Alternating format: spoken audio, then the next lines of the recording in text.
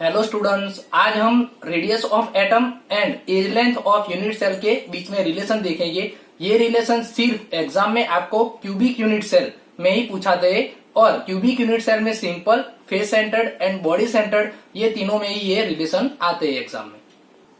सबसे पहले हमको ये पता होना चाहिए कि radius of atom and edge length of unit cell किसको बोलते हैं। तो हम सबसे पहले वो देख लेते हैं। जनरली हम यहाँ बात कर रहे हैं सॉलिड स्टेट में। तो सॉलिड स्टेट में हमको मालूम है कि एटम एक दूसरे के नजदीक होते हैं। तो दो एटम के जो न्यूक्लियस होते हैं, वो दोनों न्यूक्लियस के बीच का जो डिस्टेंस होता है, वो डिस्टेंस को हम डी दिखाते हैं। हम 11th में पढ़ चुके हैं कि ये जो डिस्टेंस है, ये डिस्टेंस को हम डिवाइड करें तो हमको रेडियस ऑफ एटम मिल जाएगी। Radius of atom r is equal to d by 2। तो ये दो न्यूक्लियस के सेंटर जो होते हैं, वो दोनों को डिस्टेंस कहते हैं। वो डिस्टेंस को 2 से डिवाइड करो तो हमको रेडियस मिल जाएगी। Edge length of unit cell, सबसे पहले हम यहाँ क्यूबिक यूनिट सेल की ही बात कर रहे हैं। तो क्यूबिक यूनिट सेल में हमको मालूम है कि A is equal to B is equal to C होता है और alpha beta and gamma is equal to 90 degree होता है। तो ये हमने एक सिंपल क्यूबिक यूनिट सेल यहाँ हमने ड्रॉ किया है। तो उसकी जो लेंथ होती है, वो लेंथ को ही हम ए बोलते हैं, वही ए को हम edge length of unit cell बोलते हैं। अब ये edge length of unit cell and radius of atom, ये दोनों के बीच में रिलेशन देखना है। Relation between edge length and radius for cubic unit cell. सिर्फ यहाँ हमको क्यूबिक यूनिट सेल में ये स्टडी करना है। क्यूबिक यूनिट सेल में सबसे पहले हम सिंपल क्यूबिक यूनिट सेल देखेंगे। अब आपको अच्छी तरह से पता है कि सिंपल क्यूबिक यूनिट सेल किसको बोलते हैं। तो सबसे पहले मैंने यहाँ एक क्यूबिक यूनिट सेल ड्रॉ कर दिया है। अब ये जो क्यूबिक यूनिट सेल ड्रॉ किया है, उसमें हमको मालूम है कि सिंपल क्यूबिक यूनिट सेल में सिर्फ कॉर्नर में ही एटम होते हैं, सिर्फ कॉर्नर में। तो यहाँ कॉर्नर में एटम, यहाँ कॉर्नर में एटम, ये दोनों एटम को अगर हम यहाँ स्फीरिकल यहाँ ड्रॉ करें तो वो ड्रॉ करे तो यहाँ एक एटम यहाँ तक आएगा और दूसरा एटम यहाँ तक आएगा।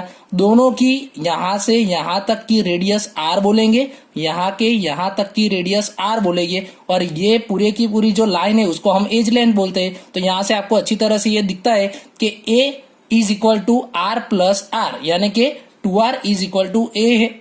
तो r is equal to a by 2 मिलेगा। ये किसके लिए बात है? तो ये सिंपल क्यूबिक यूनिट सेल के लिए बात है। ये तो एकदम इजी है, आपको अच्छी तरह से आ जाएगा कि r plus R is equal to A होता है, यानी कि 2r is equal to a. तो r is equal to a by 2।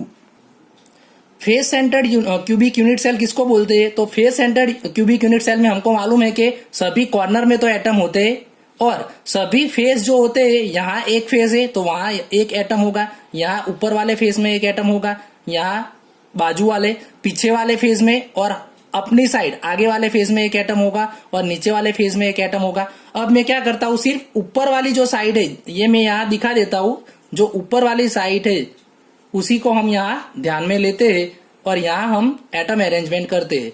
तो ऊपर वाली जो साइड है उसमें हम एटम अरेंजमेंट करें तो यहाँ जो एक एटम होगा उसको हम ऐसे ड्रॉ कर सकते हैं। यहां सेंटर में एक एटम होगा तो सेंटर वाला एटम ड्रॉ कर सकते हैं और ये एटम ड्रॉ कर सकते हैं। तो आप यहां देख सकते हैं कि ये जो लेंथ है, वो लेंथ में आर कितनी टाइम आता है। तो यहां सबसे पहले एक बार आर आ गया, दूसरी बार, तीसरी बार और चौथी बार, यानी कि 4 बार आर आता है और इसको हम ए बोलते हैं, इसको हम ए बोलते हैं, एज लेंथ तो इसको बोलते हैं। तो हम ये ट्राइगोनल ड्रॉ करें तो वो ट्राइगोनल 90 डिग्री का होगा, क्योंकि हमको मालूम है कि ये क्यूबिक यूनिट सेल है तो उसका angle alpha beta gamma 90 degree होता है। तो ये 90 डिग्री का है, लेंथ ए है और ये जो डिस्टेंस आया जिसको हम 4r लिख सकते हैं। क्यों 4r लिख सकते हैं? तो हमने यहाँ पता चल गया कि r r r r यानी कि 4r आएगा। अब यहाँ हम पाइथागोरस थ्योरम यूज कर सकते हैं और r और a के बीच में हम रिलेशन ला सकते हैं। तो पाइथागोरस थ्योरम यूज करें तो 4r square is equal to a square plus a square आएगा। तो 4 का स्क्वायर 16 होगा, r square a square plus a square 2a square आएगा। तो 16r square is equal to 2a square. तो r square is equal to 2a square by 16। तो 2a is 16 होगा। r square is equal to a square by 8 आया। अब square दूर करे तो इसका रूट लेना पड़ेगा, तो आर स्क्वायर का आर हो जाएगा, ए स्क्वायर का ए हो जाएगा, और 8 का 4 2 जा 8 होता है, तो 4 का रूट 2 होगा और 2 का रूट 2 लिख सकते हैं। तो r is equal to a by 2 root 2 मिल सकता है। और इसमें से अगर ए को हम सब्जेक्ट बनाए तो A is equal to 2 root 2 R आएगा। अब body centered cubic unit cell, इसको आप अच्छी तरह से ध्यान रखना। Body centered cubic unit cell में क्या होता है, तो हमको मालूम है कि 8 कॉर्नर में तो होता है एटम, 8 कॉर्नर 1 2 3 4 5 6 7 8, और एक एटम यहां बीच में बॉडी में होता है, यहां एक एटम बॉडी में होता है। तो बॉडी सेंटर्ड में आपको सबसे पहले बॉडी डायगोनल किसको बोलते हैं वो आपको अच्छी तरह से पता होना चाहिए। आप जहां पर बैठे उस रूम का एक कॉर्नर ऊपर वाला हो, वो पीछे वाला कॉर्नर ले लो, ऊपर में पीछे वाला कॉर्नर, और नीचे की साइड आगे वाला कॉर्नर, उसको आप कनेक्ट करो।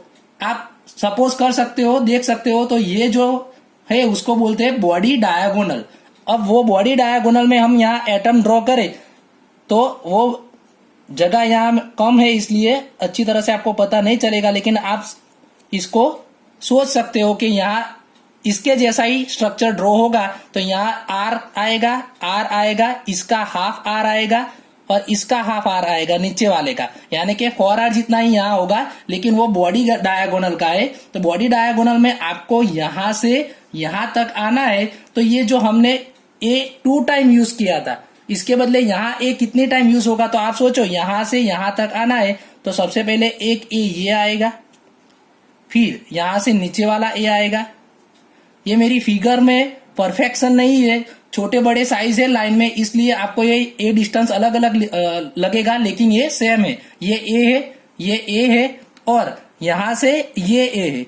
तो आप 3 बार यहां से यहां तक आने के लिए ए 3 टाइम यूज करते हो। तो जैसे हमने यहाँ ए 2 टाइम यूज किया था, वैसे आप एक सिंपल मैटर याद कर सकते हैं कि 4r square is equal to, यहाँ हमने 2 टाइम ए स्क्वायर यूज किया था, यहाँ ए स्क्वायर 3 टाइम यूज करना है, यानी कि 2 टाइम पाइथागोरस यूज करना है। लेकिन आप ये डायरेक्ट लिख सकते हो 4r square is equal to a square plus a square plus a square. तो 16r square is equal to 3a square आएगा। तो r square is equal to 3a square by 16 आएगा। स्क्वायर दूर करूं तो 3 का रूट 3 आएगा, ए स्क्वायर का ए हो जाएगा और 16 का 4 हो जाएगा। तो ये रिलेशन हमको मिल गया। इसमें से अगर ए को सब्जेक्ट बनाए तो A is equal to 4r by root 3। ये दोनों फॉर्मूला हमको याद रखने, वो एग्जाम में भी एग्जाम्पल में काम आएगी। ये अगर ये दोनों को हमको ये आर दोनों को याद अच्छी तरह से इजीली करना है, तो आप एक काम कर सकते हो, इसको नीचे हम रूट नहीं रखते तो ऊपर नीचे रूट 2 से मल्टीप्लाई कर दो, तो एक इजीली दूसरा फॉर्मूला भी आ जाएगा।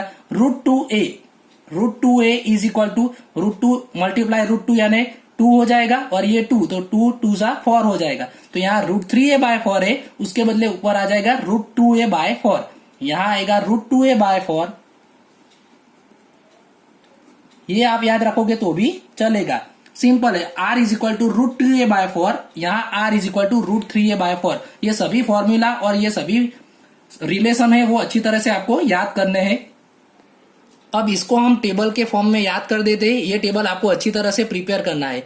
क्रिस्टल सिस्टम में सिर्फ हमने यहाँ क्यूबिक यूनिट सेल के बारे में बात किया है। क्यूबिक यूनिट सेल में भी simple, face centred and body centred, ये तीनों का ही देखा है और ये तीनों का ही एग्जाम में आता है। सिंपल क्यूबिक यूनिट सेल को हमको मालूम है, सिंपल को हम प्रिमिटिव यूनिट सेल भी बोलते हैं, तो प्रिमिटिव भी आप याद रखना। उसका रैंक और एटम पर यूनिट सेल हम पढ़ चुके हैं, वो आगे, तो ये याद करना है, अच्छी तरह से प्रिपेयर करना है। तो 1, 4 और 2 आएगा। Relation between a and r जो अभी हमने प्रूव किया है, r is equal to a by 2, a is equal to 2r, ये दोनों याद रखना है। यहाँ r is equal to root 2a by 4, ये अच्छी तरह से इजीली याद रह जाएगा, इसलिए हमने ऊपर नीचे रूट 2 से मल्टीप्लीकेशन कर दिया। r is equal to root 2a by 4, r is equal to root 3a by 4। अगर एक याद रखोगे तो उसमें से हम a को सब्जेक्ट बना सकते हैं। तो a is equal to 4r by root 2, a is equal to 4r by root 3।